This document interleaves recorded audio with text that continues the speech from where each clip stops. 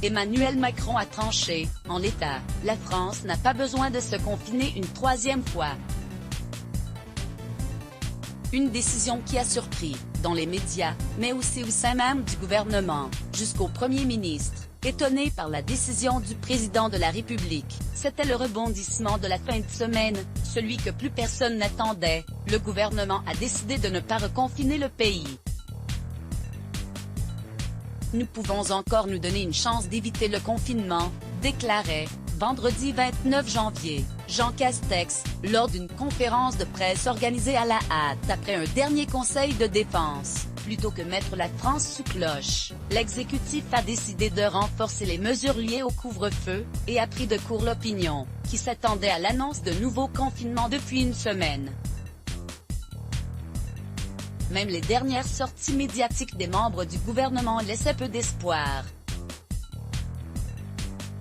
Des décisions seront prises, avait tonné le Premier ministre, tandis que Gabriel Attal et Olivier Véran admettaient, l'un après l'autre, que le couvre-feu n'était plus suffisant à enrayer la vague épidémique. Sauf que, finalement, Emmanuel Macron a pris tout le monde à contre-pied.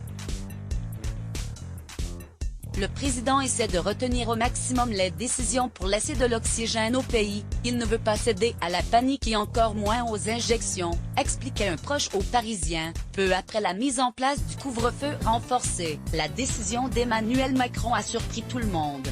Vraiment tout le monde. Jean Castex étonné peu avant vendredi. Jean Castex décrit en privé et lors de réunions une situation apocalyptique. Selon Le Figaro dès ce lundi 1er février, le Premier ministre est prêt à annoncer le troisième confinement.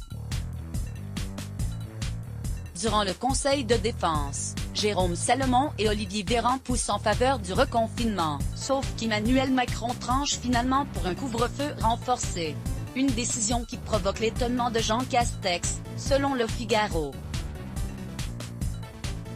Un membre du gouvernement, dans l'anonymat, confirme, mais relativise. Jean Castex a été surpris, certes, mais avant d'aller devant les caméras, une chose est sûre, il était convaincu. Malgré cette conviction, le Premier ministre a rappelé que les prochains jours seront décisifs. Il ne reste plus qu'à croiser les doigts. Let's block ADS. Why?